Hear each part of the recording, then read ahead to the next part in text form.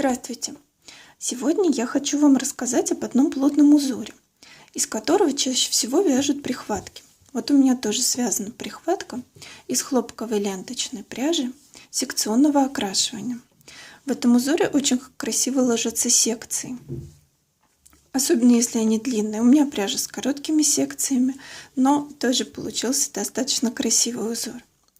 О том, как вязать этот узор, есть ролики и на YouTube, и в интернете, их много. И я сегодня хочу вам рассказать о том, как связать этот узор таким образом, чтобы у вас одна сторона изделия была одного цвета, а другая другого. То есть мы будем вязать с двух клубков, двух разных цветов. Также еще этим узором можно будет связать какой-то не очень сложный рисуночек, жаккардовый рисуночек. А также я покажу, как в процессе вязки можно накладывать рельефные столбики и тоже создавать из них рельефный узор. Начнем с того, что я покажу, как в принципе вяжется этот узор. Я уже набрала цепочку из воздушных петель. Набрала я для нашего образца 15 воздушных петель. Делаю одну петлю подъема и в каждую воздушную петельку провязываю столбик без накида. 15 столбиков так до конца ряда. Так, вот мы связали первый ряд. Вот так вот он выглядит. Просто столбики без накида. Дальше мы делаем одну петлю подъема. И теперь вязание не надо переворачивать. Вот мы закончили первый ряд. Дальше мы не переворачиваем. Мы его разворачиваем немножко как бы кверх ногами. И теперь за одну стенку столбика вводим крючок, цепляем. И за вторую стенку воздушной петли набора вытаскиваем петлю, провязываем столбик без накида. Следующее. Вот у нас косичечка. Мы за верхней. Тут сложно определить, кто верхний, кто нижний. Пусть будет верхний. Вводим петлю под верхнюю стеночку столбика без накида и под стеночку воздушной петли набора. Вытягиваем петлю, провязываем столбик без накида. И так далее до конца ряда.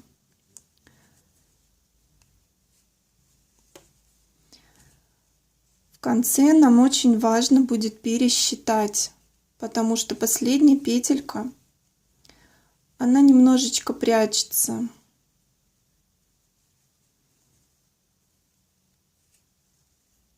Вот мы связали 14 столбиков второго ряда и вяжем последний 15.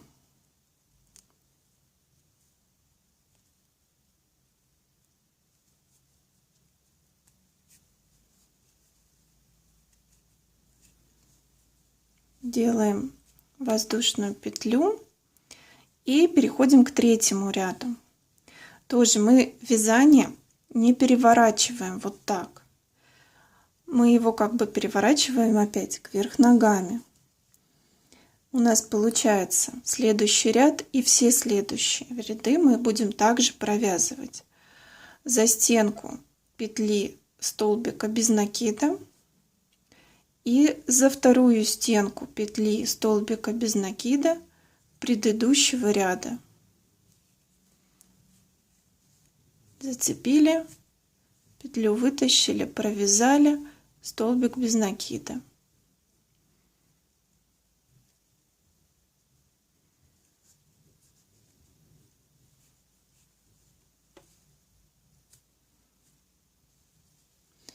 И вот он начинает прорисовываться, узор.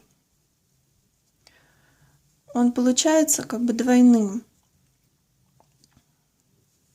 То есть для того, чтобы образовался полноценный ряд, нужно провязать 2 ряда, по сути.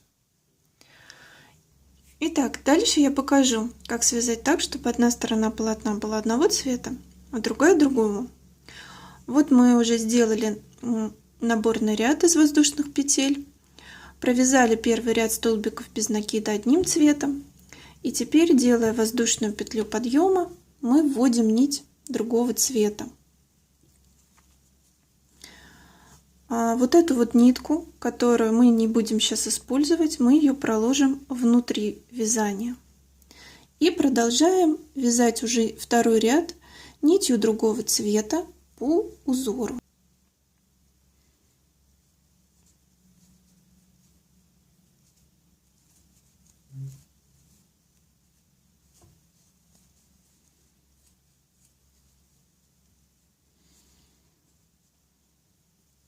То есть теперь мы будем вязать таким образом, что все нечетные ряды у нас будут одного цвета провязываться, а все четные ряды провязываться другого цвета. Итак, я связала второй ряд нитью другого цвета, все 15 столбиков. Вот эта ниточка, которую я прокладывала внутри вязания. Потянули.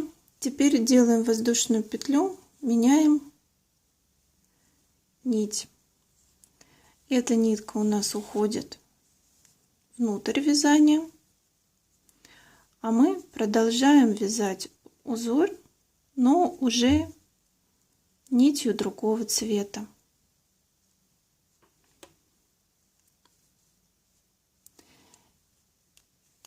Это наш третий ряд.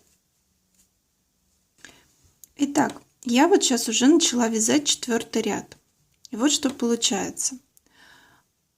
Четные ряды выходят на одну сторону, нечетные на другую сторону. Ну вот, например, захотелось нам, чтобы на желтой стороне появился какой-то фиолетовый узор. Что же нужно сделать? Начинаем провязывать, как обычно, следующий столбик и заканчиваем его нитью другого цвета. Перекручиваем нить при смене. Вот так. И теперь у нас нить другого цвета. И мы ей вяжем столбик следующий. Например, давайте свяжем 3.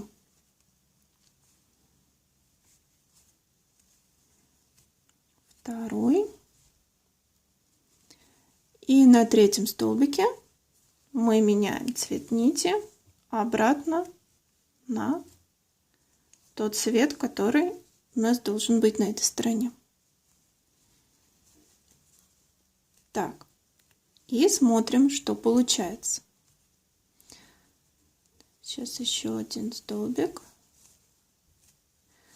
Получается, что на эту сторону этот рисунок не выйдет, если мы этого не захотим. А мы можем захотеть сделать как? Эти 3 столбика с этой стороны в следующем ряду связать желтые. И тогда рисунок будет с одной стороны желто-фиолетовым, с другой стороны точно такой же фиолетово-желтый. Здесь получилось вот так вот. Так, вот я уже связала еще несколько рядов. То есть желтых у нас 2, 4, 6 получился. И начала вязать 7-й ряд и начала вязать рельефные столбики. Здесь что? Здесь у меня получились такие треугольнички. Конечно, для того, чтобы какой-то вывязать сложный цветной узор, это, наверное, не самая подходящая техника. Но для того, чтобы украсить какой-то простой формы в виде сердечка, кружочка, цветочка, это вполне будет узнаваемо и красиво. Так, где-то я уже потеряла одну петлю, у меня в этом ряду 14. Хорошо, что это образец, иначе пришлось бы перевязывать. И теперь перейдем к рельефным столбикам. Вот 2 я уже связала. Теперь я поменяла цвет нити, чтобы было более наглядно. Начинаем вязать рельефный столбик так же, как и обычный. Мы вводим крючок под 2 петли. Так, вот эту нитку мы сейчас спрячем, она нам не нужна, внутрь вязания уйдет. Мы вводим по 2 петли, так же, как и при обычном вязании. Теперь нам нужно найти место, куда мы будем провязывать наш рельефный столбик. Мы будем провязывать его вот в эту перемычечку. Возьмем поближе ракурс. Вот эта перемычечка, она находится под этим столбиком, который мы вяжем. Так, делаем накид. В эту самую перемычечку мы вдеваем крючок. Так, входи, вот. Накид. Вытаскиваем петлю. Петля — это 2 петли, эти полпетли столбиков, накид, петля. Теперь накид провязываем 2 петли на крючке, как при обычном столбике с накидом. Сейчас у нас 4 петли на крючке осталось. Мы делаем накид и провязываем 3 петли. Зацепилась ниточка от кого-то. То есть мы теперь вышли в то же самое место, в котором мы вяжем обычные столбики. Мы делаем накид, провязываем последние 2, как бы завершая обычным столбиком. С этой стороны получаем тот же самый уровень ряда, а с этой стороны у нас получается рельефный столбик.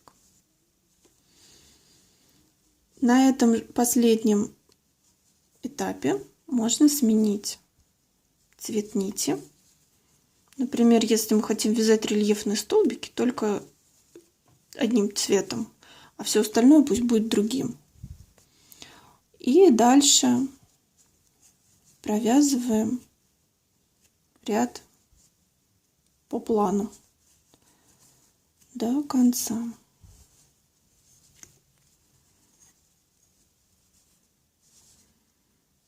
Сегодня я показала вам, как можно использовать обычный узор для многоцветного вязания. Вы можете использовать эти приемы как вместе, сочетая их, так и по отдельности. Например, можно просто связать двухстороннее полотно, которое с одной стороны будет одного цвета, другого цвета. Можно использовать рельефные столбики, при этом связать все одним цветом и вывести рельефные столбики только на одну сторону. Тоже получится очень интересно.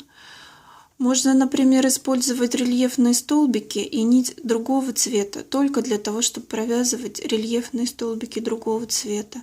Тоже получится интересный вариант. Либо рассчитать какой-то несложный узор в виде сердца или цветочка и вывязать его на одной стороне, либо на обоих сторонах. Все ограничено только вашей фантазией. Творите, подписывайтесь на канал, переходите, подписывайтесь в Инстаграм, он одноименный с каналом YouTube Альфека Крочет. Спасибо за внимание.